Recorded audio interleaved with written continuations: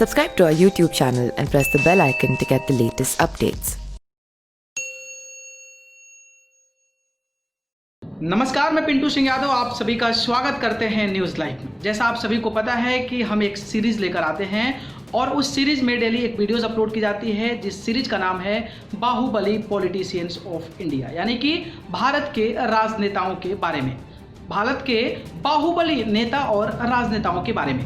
तो आप सभी को पता है कि बिहार से कई सारे बाहुबली नेताएं हैं और इससे पहले हम लोग 2-3 बाहुबली नेताओं के बारे में ऑलरेडी वीडियो अपलोड कर चुके हैं, तो हमारे इस सीरीज के प्लेलिस्ट में जाकर देख सकते हैं। लेकिन आज हम बात करेंगे बिहार के उस बाहुबली नेता की जो अपने ज़माने में जब वो बाहुबली का काम करते थे और जिस तरीके से अपनी राजनीति की एक छवि रखते थे, एक पहचान रखते थे, उस समय उनकी अलग पोस्ट थी। लेकिन फिलहाल वो उम्र कैद की सज़ा काट रहे हैं, जिसके चलते उनका वर्चस्व अब बिहार से धीरे धीरे कम होता नजर आ रहा है। जी हाँ, आज हम बात करेंगे आनंद मोहन की। आनंद मोहन जो कि बिहार के एक बाहुबली नेता के तौर पे जाने जाते हैं और बिहार के राजनीति में भी काफ़ी अहम योगदान दिए थे और बिहार की राजनीति में एक अच्छे लोकसभा का सदस्य भी बनकर आए थे। चलिए हम बात करते हैं आनंद मोहन के बारे में। तो आनंद मोहन का जन्म 28 जनवरी 1954 को हुआ था, जो कि सहरसा जिले में हुआ था।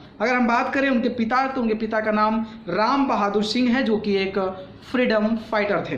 अगर हम बात करें जिस तरीके से वो राजनीति में कूदे थे, तो वो जेपी आंदोलन के माध्यम से राजनीति में कूदे थे। जिस तरीके से जेपी आंदोलन के चलते जो बड़े बड़े दिग्गज नेता बिहार से आए हैं, उसी समय उसी आंदोलन के दौर में आनंद मोहन जो हैं जेपी आंदोलन के माध्यम से राजनीति में आए। अगर हम बात करें तो वो बिहार की राजनीति में भी काफ़ी सक्रिय रहे। अगर उनकी वाइफ की बात करें तो उनकी वाइफ भी बिहार में काफ़ी ज़्यादा प्रचलित है और उनकी वाइफ का नाम है लवली आनंद, जो कि वैशाली से फॉर्मर एमपी रह चुकी, यानी कि पूर्व लोकसभा सदस्य भी रह चुकी है। लेकिन 2019 के लोकसभा चुनाव में उन्हें टिकट नहीं दिया गया। तो ये इनका फैमिली बैकग्राउंड था। अगर हम बात करें जिस तरीके से जेपी आंदोलन में कूदने के बाद आनंद मोहन पहली बार 1990 में जनता दल के टिकट से एमएलए बने थे, उसके बाद राजनीति में उन्होंने अपना दबदबा जो बनाना है वो शुरू कर दिया। उसके बाद से ही 1996 के हुए लोकसभा चुनाव में वो लोकसभा सांसद बने और इसके बाद फिर 1998 के लोकसभा जब चुनाव हुआ तो उसमें वो सांसद चुने गए और वो सांसद शिवहर लोकसभा सीट, यानी कि बिहार से आती है, वहाँ से 2 बार सांसद चुने गए। लेकिन जिस तरीके से एक दलित डीएम यानी कि डिस्ट्रिक्ट मजिस्ट्रेट गोपालगंज के थे, उनकी हत्या कर दी गई और उस हत्या में जो मुख्य आरोपी थे आनंद मोहन को बनाया गया, क्योंकि उनके माध्यम से भी इनको उकसाने के बाद जिस तरीके से डीएम का हत्या कर दिया गया था, उसके बाद से इनका नाम सामने आया और इस मामले को मद्देनजर रखते हुए सुप्रीम कोर्ट ने इन्हें उम्र कैद की सजा सुना दी। हालांकि उन्होंने बहुत सारा प्रयास किया निकलने का, लेकिन कहीं ना कहीं सुप्रीम कोर्ट का जो फैसला था वो फैसला था और आज भी वो सजा काट रहे हैं, उम्र कैद की सजा काट रहे हैं। अगर हम बात करें आनंद मोहन की, तो आनंद मोहन जो हैं उनका कलम का जादू भी बेहद अच्छे तरीके से चलता है और उन्होंने जेल में रहते हुए भी बहुत सारे पुस्तिकाओं को लॉन्च किया है और दिल्ली में भी उन्होंने बहुत सारे पुस्तिकाओं का लॉन्च किया है और उस पुस्तिकाओं में शामिल है कैद में आज़ाद कलम और इसके बाद काल कोठरी, इसके बाद कहानी संग्रह। तो ये विभिन्न प्रकार की किताबें भी लिखते हैं। कुछ और भी रोचक जानकारी है इनके बारे में, तो आइए देखते हैं इस खास रिपोर्ट में। एक जमाने में उत्तरी बिहार के कोसी क्षेत्र के बेताज बादशाह रहे पूर्व सांसद आनंद मोहन का सबसे ताज़ा शौक है सलाखों के पीछे कविताएं लिखना। कैद में आज़ाद कलम शीर्षक से काव्य संग्रह लिख चुके आनंद मोहन को इस बात का एहसास हो गया कि कलम हमेशा बंदूक से ज़्यादा ताकतवर है। गोपालगंज के तत्कालीन जिला मजिस्ट्रेट जी कृष्णैया की हत्या के लिए लोगों को भड़काने और बढ़ावा देने के लिए पटना हाई कोर्ट ने बिहार के पूर्व सांसद को उम्र कैद की सजा सुना दी थी। आनंद मोहन शिवहर से पूर्व सांसद हैं। उनकी पत्नी लवली आनंद भी पूर्व सांसद रह चुकी हैं। आनंद मोहन एक महान स्वतंत्रता सेनानी राम बहादुर सिंह के परिवार से हैं। इनके परिवार के कई लोगों ने आज़ादी की लड़ाई में भाग लिया। उन्होंने आपातकाल के दौरान जेपी आंदोलन में बढ़ चढ़कर हिस्सा लिया। आपातकाल में इन्हें इसकी कीमत चुकानी पड़ी। उन्हें 2 वर्ष तक जेल में रहना पड़ा। मैथिली को अष्टम अनुसूची में शामिल करने के पीछे उनकी कड़ी मेहनत रंग लाई।